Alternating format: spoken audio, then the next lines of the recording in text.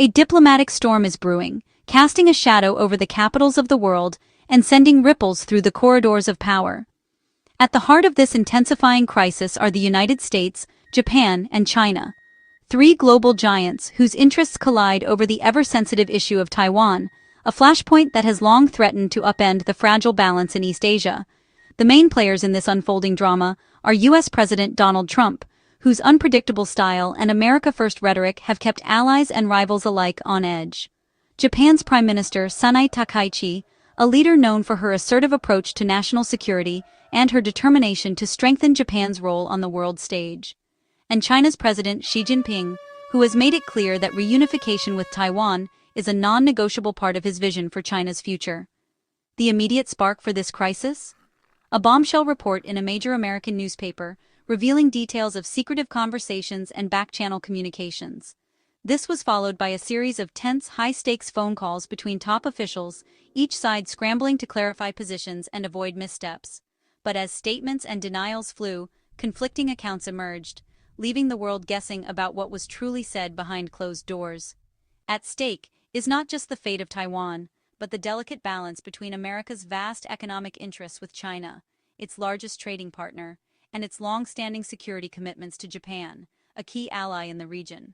The U.S.-Japan alliance, forged in the aftermath of World War II, is now being tested as never before, with both nations weighing the costs of confrontation versus cooperation. President Trump, ever the dealmaker, is eager to secure a landmark trade agreement with China, hoping to boost the American economy and his own political fortunes.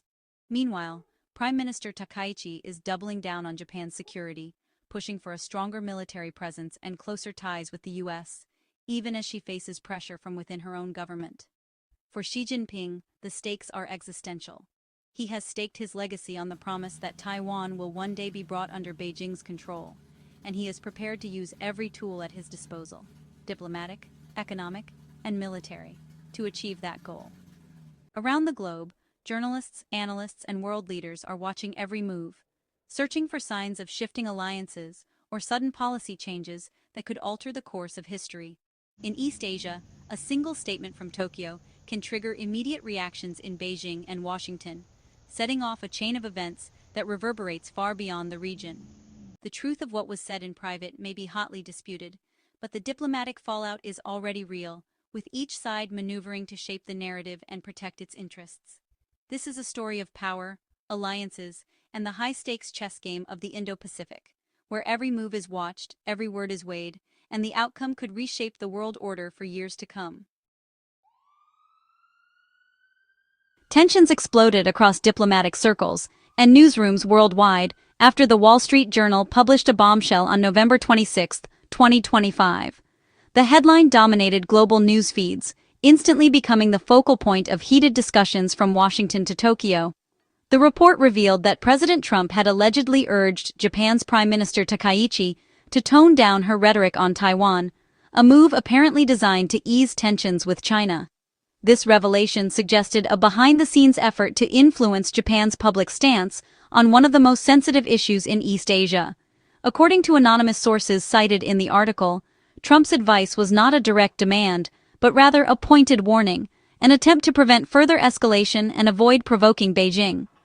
The sources described a delicate balancing act, with the U.S. president walking a diplomatic tightrope. The timing of this conversation was critical. Just days earlier, Trump had spoken directly with Chinese President Xi Jinping, seeking to protect a fragile détente in the ongoing U.S.-China trade dispute. The stakes were high, with billions of dollars and global stability hanging in the balance. The article drew a direct connection between Trump's actions and the ongoing trade war, highlighting his urgent need for China to resume large-scale purchases of American agricultural products. For Trump, economic gains and political leverage were deeply intertwined. The implication was clear and unsettling. Trump might be willing to pressure a key ally on vital security issues in order to safeguard economic interests. This raised uncomfortable questions about the true priorities of U.S. foreign policy. The story sent shockwaves through Tokyo's political establishment. Japanese officials scrambled to respond, worried that a fundamental shift in U.S. policy could be underway. The possibility of Washington trading away security commitments for economic concessions sparked intense debate. Behind closed doors, Japanese diplomats and defense officials voiced deep concern. They feared that the U.S. might weaken its support for Taiwan, a critical security partner, in exchange for short-term trade benefits with China. The uncertainty rattled alliances and raised the specter of instability in the region. Suddenly, the reliability of the U.S. as a security partner was in question. Could Japan continue to count on American support if economic interests took precedence over long-standing security commitments?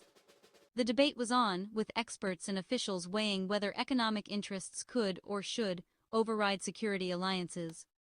The Wall Street Journal's report had ignited a firestorm, forcing both nations to confront difficult questions about trust, priorities, and the future of their partnership. Japan hit back fast. On November 27, Chief Cabinet Secretary Minoru Kihara flatly denied the Wall Street Journal's claims. There is no such fact that the U.S. advised the Prime Minister not to provoke China, he declared. Japan formally asked the newspaper for clarification on its sources.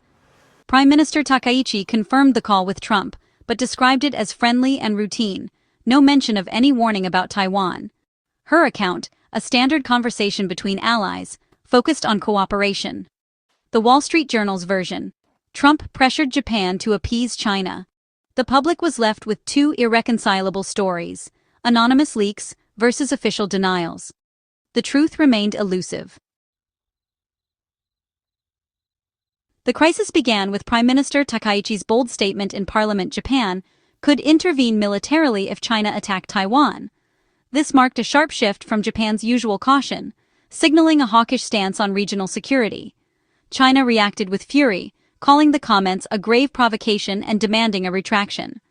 Beijing's message: Taiwan is an internal matter and foreign interference crosses a red line. Chinese state media launched a campaign against Takaichi, accusing Japan of militarism. The stage was set for a major diplomatic clash. China responded with a barrage of diplomatic and economic pressure. Japan's ambassador was summoned for a formal complaint. China issued a travel warning, citing a supposed surge in crime against Chinese nationals in Japan, hurting Japan's tourism industry. Reports surfaced of a looming ban on Japanese seafood imports. Japan countered with police data showing crime had actually dropped, exposing China's warning as political theater.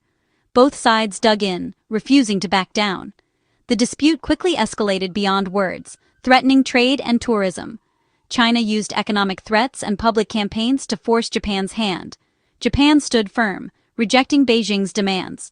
A single statement had spiraled into a full-blown confrontation. On November 24, Trump made two critical phone calls, first to Xi Jinping, then to Takaichi. Xi pressed Trump on Taiwan, calling its return to China a matter of global stability. The call also touched on trade, but Taiwan was front and center. Immediately after, Trump called Takaichi, fueling speculation. Was he mediating, relaying Xi's message, or coordinating with an ally? Official Japanese accounts described the call as routine and friendly. But the Wall Street Journal claimed this was when Trump advised Takaichi to lower the volume. The result: a direct clash between official statements and leaked reports. The real content of the call remained a mystery.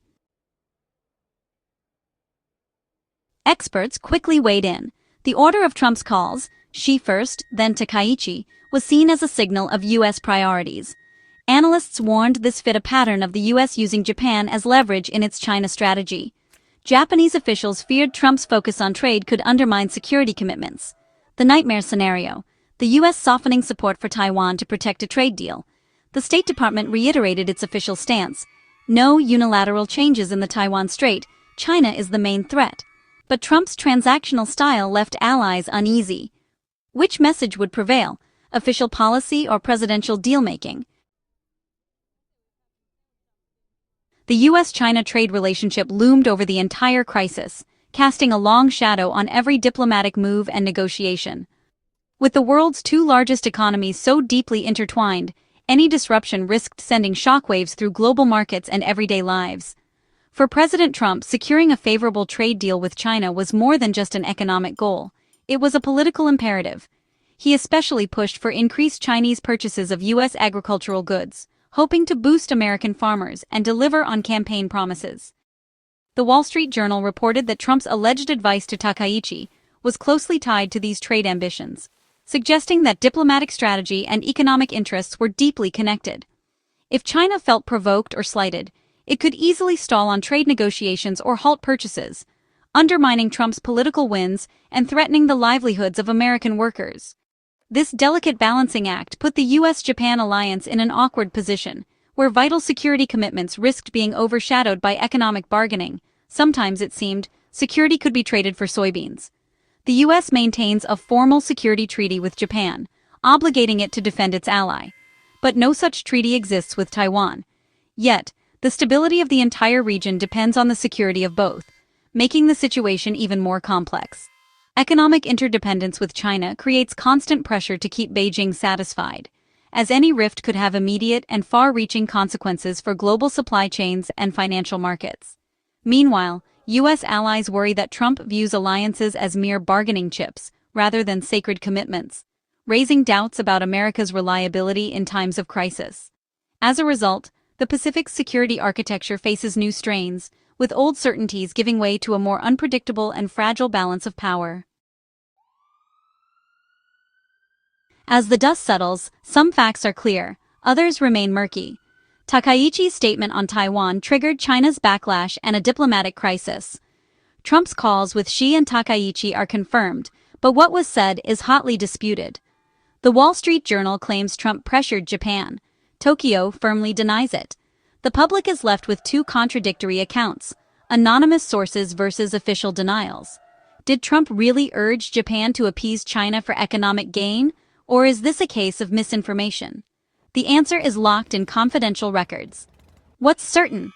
The episode exposed deep anxieties about U.S. reliability in an era of U.S.-China rivalry and transactional diplomacy.